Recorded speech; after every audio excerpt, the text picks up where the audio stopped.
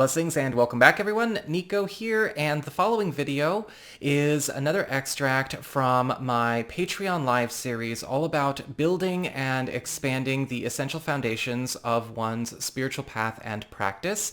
And this one is all about working with candles, incorporating candles, whether you are beginning to work with candle magic and candle energy in your own practice, in your ceremonies, in your workings, or you are looking to maybe expand and advance your practice, this video is for you. As I did with the crystal video as well as the herb video, I have included, of course, chapters and timestamps below for easy navigation.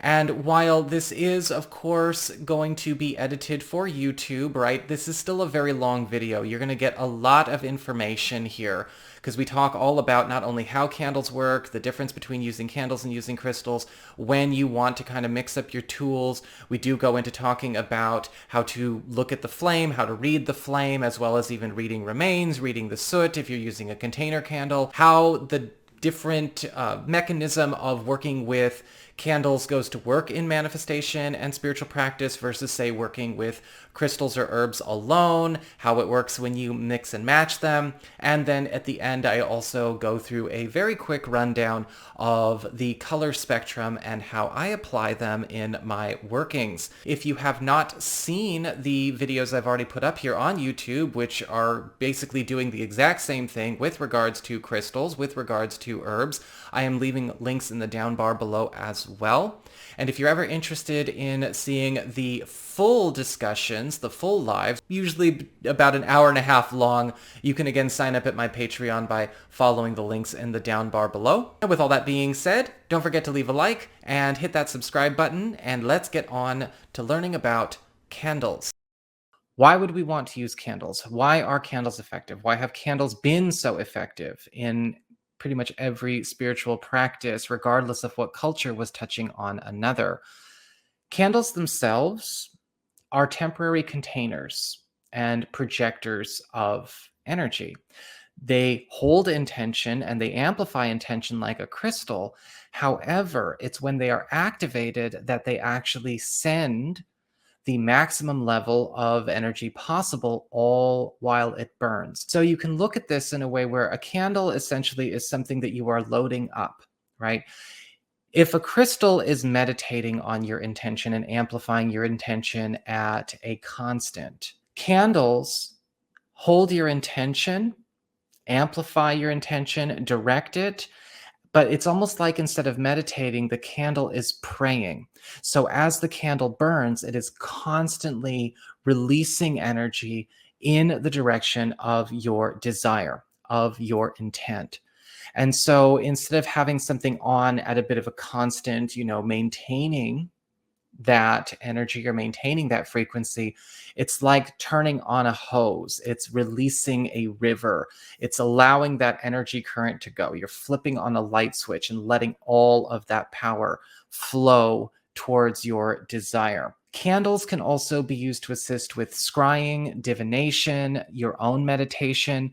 And as the candle is actually doing its work, it's also opening up a channel for you to send more of your energy towards what you are directing your intentions at, or what you're trying to manifest, what you're trying to call through. If you have done your homework and you've studied a bit, right, you might notice that there are a lot of different schools of candle magic out there. And of course, it's all about finding out which one is appropriate for your style, how your energy flows, how your energy functions. Even though this is about fundamentals, we are not being fundamentalist. You might think that maybe you are one trying to make a candle spell or a candle working work for you by dressing a candle, setting a candle, lighting the candle, and then meditating constantly, right? Channeling your focus through the candle as it burns towards your goal. And that is one way for some folks to do that. That works for a lot of people. Some people, myself included, actually use the ceremony of charging and preparing the candle itself, and then allow the energy and the work that we have put into the candle to go to work and actually the lighting of the candle is the last step of the working. Whatever one you know works for you, and there are more than just those methods, important to keep that in mind. But you have to know which one works for you. And that means you have to know yourself. That means you have to practice and you have to study. Okay, there is no one way that is most optimal or superior to another. The talent always comes back to the practitioner. Candles can also divulge their effectiveness during the burn and after, right? We're going to be talking about reading basics, reading burns, reading wax, reading soot.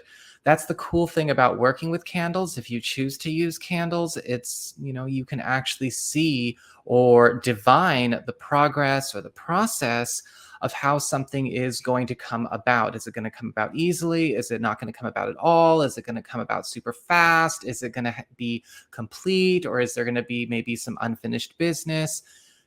Spirit will actually work through the transmutation of the candle to show you an estimate of the results of the working.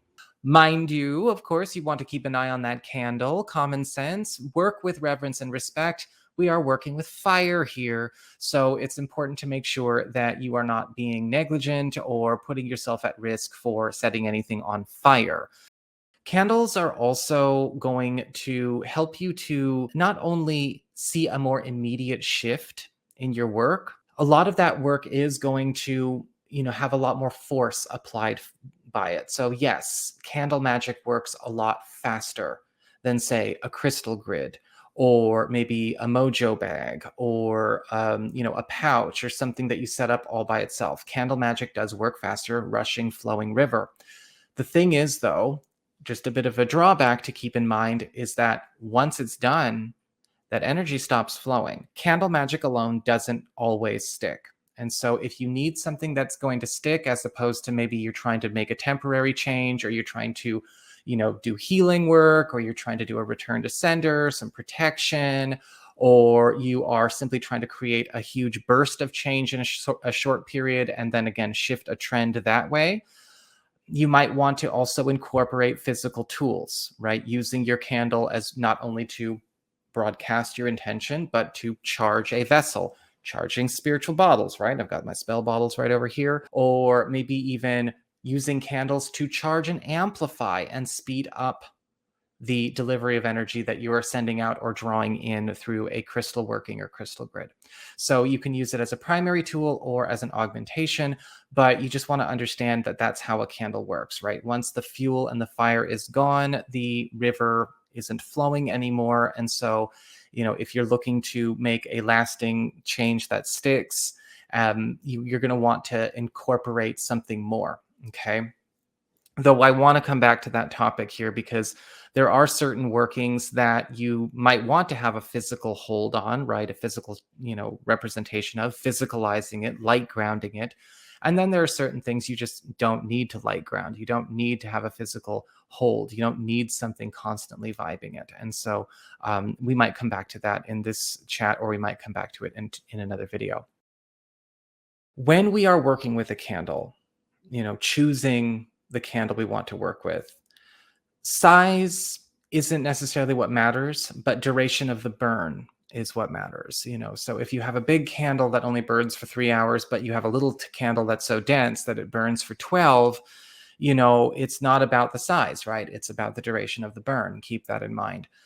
Not all circumstances call for a 12-hour burn or a 7-day burn or anything like that. Really pay attention to what your intention is. If you're simply charging something up, you are using that energy to empower another working that you've got going on. Again, charging your grids, charging a crystal, charging a pouch or an amulet or a talisman, then you really don't necessarily want to expend maybe a huge 7-day candle on something like that. That's definitely tea light worthy. That is, chime candle worthy. If you are dividing your energy among yourself and others, which is fine, by the way. Maybe work with a larger candle so more energy is being, sent out in those directions. But really, again, play with it. Decide on what really works, and what's appropriate. Again, this is going to make a lot more sense in the act of practice as opposed to lecture. Dressing candles.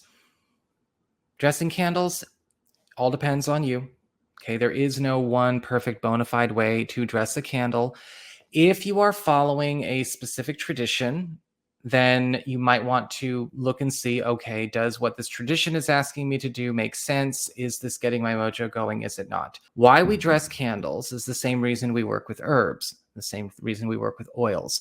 We are crystallizing our intention to become more clear, to become more coherent, and to hold more energy in order to be more effective as the working goes. When it comes to working with container candles, and it doesn't have to be a 7-day candle, by the way. It can just as easily be working with maybe a votive, a glass votive. It could be a jar. If you feel before you even get to work on dressing your candle, you want to cleanse it, you want to clear it, that is perfectly fine. You can cleanse it with sage, you can clear it with singing bowls, you can pray over it, you can purify it. Working with containers, the most consistent method, I use this as well, where I will actually poke holes into the wax itself. Barbecue skewers, those wooden bamboo barbecue skewers are great as well. Just holes into the candle. I'll use a bit of numerology. I tend to stay with either 8 or 12. Those are my two numbers that I often use with poking holes to add drops of oil to those holes themselves, a condition oil or an essential oil. These days, I am kind of going back and forth between both. I have some condition oil blends that I have, and then I just have my raw essential oils, and I just go with what feels right for me on the day. Adding your herbs, if you want to use herbs, you don't have to use herbs. It's very, very simple. And then allow that to germinate for a while. I don't dress my candles and then immediately go to work with them. Sometimes, and I have a bad habit of doing this, I overload a candle and I too many drops of essential oil or whatever in there, and so it's kind of needs a second to soak. And if you're working with natural wax, like soy wax or vegetable wax or beeswax, that oil will soak in, which is really, really convenient, and so you don't have to worry about it messing up your burn. Let it sit right in its new energy. That's when you charge it, that's when you bless it and get that going there. Again, I do have a video on my YouTube about how to charge, cleanse, clear, and bless anything, and so you can go check that out there. If you're working with a standing candle, like a taper, then you are going to want to, of course, get your hands dirty, which is perfectly fine. Anoint a taper with oil. I do not have a specific method. It really all depends on you and what is tapping into your consciousness and actually resonates with your thought process and your spiritual process. And so I don't even want to spend time on what direction to anoint a candle, because there is no wrong way. You have to find the way that engages your spirit. You'll notice I have writing. I like to write. I like to carve. Depending on what kind of writing you want to use, you can write it in your own language. That's perfectly fine. Just make sure that you are creating something coherent and clear, right? We don't write a ream. Do not write a rant on your candle, because everything that you write is going to infuse the candle. Very much like how writing on the outside of a jar of water or a glass of water will change the vibration of what's inside. Same thing with everything that you write. If you want to work with a language that's not your language, make sure you know that language and make sure you know what you're writing down, because you don't want to be in a situation where it's like, the tattoo shop fiasco, if you get that reference. It's, you don't want to have one of those circumstances. So you'll notice I do write with a lot of kanji, a lot of Chinese script. And that is because I personally prefer logographic alphabets when I am working with my magic, because logographic, by virtue of the fact that you have the word logo in there, is also a picture. It's not just writing. It's not just a letter. It's a picture. And so the message is much more clear. Another example of logographic writing would be runes, the Futhark runes. And so for those of you who like working with runes, hey, good on you. If you prefer to have more of an alphabetical style, you like more of that flowing script, which is beautiful, absolutely feel free to write in your alphabetic script. Figure out what, again, feels appropriate. If you want to invoke the energies of different planets, to also assist, right? Kind of calling in the vibration of Mars. You might draw the symbol of Mars. You might draw the symbol of the moon. It really depends, again, on what you want. If you don't know what you want, don't do a spell. But if you do know what you want, get clear. A lot of people ask, how do I know if it's working? How do I know if it's working? If things haven't started to move within a week, that's usually a sign nothing's going to get moving at all. Okay. And when I say get started to get moving, I don't mean a complete success, 100% finished, all done, yay. I'm talking about things getting on the road. If you are doing a spell to manifest a new job, okay, and you are working on, a certain industry or a certain corner of your field, or maybe a certain space, in your town where there haven't been a lot of new openings, and you do your spell and you're not seeing any new jobs or any new things, pop up in your life, might want to, keep doing it. Or if you do see it one day and then it goes away the next, get something stronger going. Let's talk about reading candles as well as candle remains. Now, we're not going to go super in depth on everything. Remember, this is just class number 1. This is the basics. We will return to this subject, of course, again. I have saved a few 7-day candles with different intentions involved, and all with varying results and things like that that we can examine together. So to start, I want to talk about reading the candle flame as the candle is burning, and how you can monitor the progress of your working as you are looking at your flame, or as you are watching the wax of the candle burn down. A word of caution: do not get obsessive. Do not get obsessive. You will screw up the energy of your working if you are obsessed with monitoring the progress of your candle. Okay, it's kind of like if you keep opening up your souffle in the oven, it's never going to rise. You're going to screw it up. So don't get crazy about divination. If you're reading your candle, you might also get some cues to do something differently while the candle burns. So for instance, if you are 100% certain that it's not the wax and it's not, the way you loaded the candle, something going on with your air conditioning or the fan in the house, if you notice a super, super strong high flame that is very still and very chill, your candle working is going strong indeed. It is actually kicking a lot of ass. But the cool thing about it is it's that everything is hitting the mark perfectly. If you have a candle flame that is tall, but it's not flickering, it's immobile, it's just kind of holding up, and everything is burning down super cleanly, that is the sign of perfection. That is a sign of this dignified, transcendent push or alteration to the course of matters that is working everything in accordance with how you articulated your working. Essentially, everything that you asked for, everything that you wished for, is coming to be. If the candle is wildly, dancing and moving around, it's flickering, it's going left and right, this candle has more than enough energy and more than enough power to do its job. But there are clashes that are going on, possibly atmospherically, either where your intention is or with what is going on in your space. And in order to determine which of these circumstances is occurring, well, you can actually pay attention to see if there's any smoke coming out of the candle flame itself while it is going wild. If it is producing black soot, right, you're seeing black wisps of smoke coming out of it, that is indicating a clash that is going on with either a will working against you, or a will that you are working against by going through and doing this working.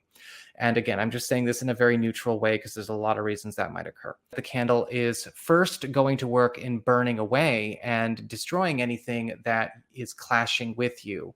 So it could be an indication that, yes, this working will be marginally successful, but a lot of energy is also going towards combating conditions that are not complementary to it. If there is no smoke coming out of it at all, but it's flickering and moving wildly, it is a sign that things will be very much successful, but there may be a disorderly way that your desire comes into substantiation. It may happen in, not only in a chaotic way, but it may happen in a way where, yeah, there could be some fallout or there could be some unexpected results or unexpected bonuses. Sometimes this can be positive, or there may be unexpected costs that come with it. But don't take that to an extreme. It is something that is still well within your control and well within your ability to work through. So it's kind of like, okay, we are getting what we are asking for, but what it takes may be actually creating a lot of unexpected surprises left and right. If the candle goes out before any real progress is made on the candle or before it finishes and it can't be relit at all, then you are being protected from having something happen for your own good. I found that is when spirit, your guides, your higher self step in and say, you really don't want this. You really, maybe you really, really want this. You desire it, or you are covetous of it, but this is not something to push for. It's not what you think it is. It's not all it's cracked up to be. You would protect your dog from trying to eat a bar of chocolate. This is the kind of sign that you get when a candle just kind of poof goes out. Move on. Change your orientation of your intention, focus on something else, because somebody on your side is actually going, please no.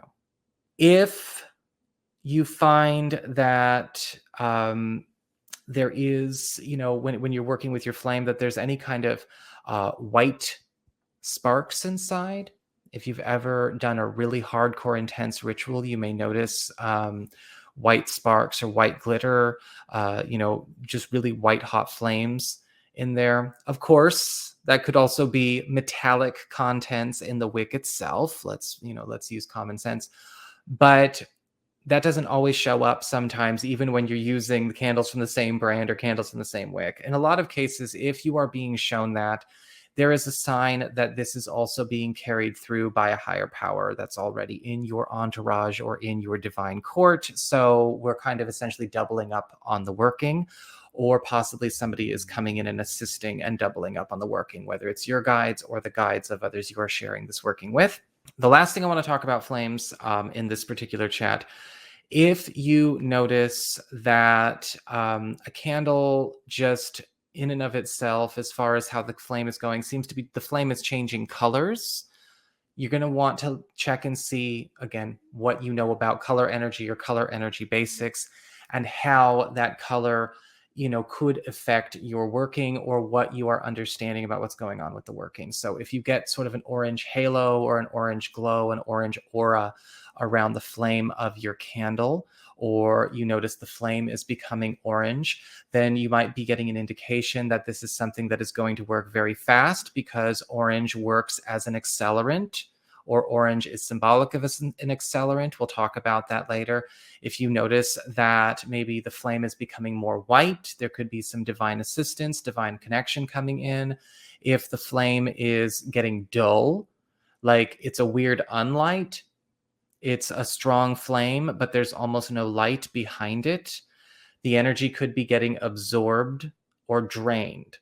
And so, maybe take measures to protect your working or preserve the integrity of your working if you see that happening. Now, talking about remains. If you are thinking about reusing candle remains, whether it's reusing wax, reusing herbs, things like that, really all depends on what your intention is. If you are doing banishing work, cord cutting work, or exorcism work, or purging work, get rid of all of it. Do not keep using it. Do not keep using it. Get rid of the wax. The wax was assigned to that particular intention. It needs to go. Throw it away. If it is something that naturally biodegrades, you can bury it. But please don't just be throwing petroleum byproducts into the planet. But anything where you are directly involved in spiritual combat, or you have been doing workings with spiritual combat, or you are dealing with, the clearing or purging of something you don't want to hold on to, you don't want to hold on to it. That being said, when it comes to things like road openers, positive workings, things that you want to keep, so road openers, money magic, or, protection magic, things like that, you can absolutely reuse them. Just understand that you are going to want to use them for a similar intention. So if your road opener was used for maybe a move, again, getting a new house, it's perfectly reasonable to, of course, then take a step just a little off and say, I want to use this for travel now, or I want to use this for a transfer with my job, or I want to use this to, get into a different department in my school. Absolutely, that would be perfectly fine. I do not recommend trying to take a road opener for something like that and then trying to, do a road opener for love, though. You want to make sure that, if we are making a bit of a shift, there is still a close enough connection or a close enough comparison to its initial intention that it makes sense. And the segue that you're making is not, going too far off course. If you want to read your candle remains, I'm going to talk about jars in this video. We'll talk about wax remains in another video. I want to make sure we have time for talking about colors here in a second. You can, of course, I like to, especially when it comes to reading soot, reading herbal remains, reading wax in the candles themselves. And so I feel like it would just be easier for me to explain and, do the demo than just kind of sit here and keep on talking. So I actually have 6 7-day candles here. So I've got 3 that actually were, for the most part, perfectly clear, with some really interesting marks and really interesting results on them. And some of them look like they have like white stuff on towards the bottom. That's actually from the sticker from the label that I peeled off on the back. So no, we're not looking at that. And then I also have 3 that have some very not so great results, or some very unique indicators that I thought would also be fun to discuss as well. This is one that is kind of messy, and this is a return to sender that I did on behalf of a group. And it's got a little bit of everything going on, which is why I chose it for this one. We've got herbs and resin stuck on the side of the candle. We've got wax. We've got white soot. And we've got black soot at the top. And we've got some wax left over at the bottom. Some of it comes up to about 1 inch and some of it doesn't. This was done for, again, several people that are a part of a group. So it's not, it was on behalf of them. It's just clearing negativity, doing a return to sender that's been thrown on a family. And so the immediate thing that I noticed was that we have this little lip of black soot here and then nothing else. So, and it's really black. It's really, really dark. So again, this is immediate. This was something that was already in working, already enacting. Somebody was already directing those intentions, those energies at them. But again, this working kind of nipped that in the bud, and the return to sender went to work. All of this leftover wax here is indicating that no, the working is not complete. It is a thin film. A lot of people that I've spoken to are noticing things are better for them, but I did find out that a couple of the people in this family are still, in contact with the folks that were most likely sending this negativity or bringing the chaos, bringing the instability, bringing the craziness to them. You don't do a cord cutting, you don't do a return to sender and then go call the person. The nice thing that also happened, though, is we did have this resin stick to the side of the glass. Now, this is one where a lot of people get very confused. Herbs stick to the side of the glass, or the resin sticks to the side of the glass. Is that good? Is that bad? Some people say good, some people say bad. In my experience, when you have that omen of the herb sticking to the side of the glass, it means you have successfully set a new precedent. We have set a new status quo. And so when you see those remnants stuck to the side of the glass, right, it means that it was ultimately setting a new normal. And so when I did the working again, as you can see here, I've got another return to sender. We notice not only a much more clean burn, we also have that rim of herbs and resin just beneath the top of the candle itself. We have some stuck to the side of the glass here. I don't know if you could see that. And so not only have we now set a way new precedent, but we have a much stronger spell. No black soot whatsoever. Lots of white soot, especially as we go through this written passage here. And we also have no, big lip of leftover wax. This does not come above an inch. So we are in really, really good shape there. Now, here is a candle that I did as a love working for somebody. And this one, as you can see, has got some fallout on it.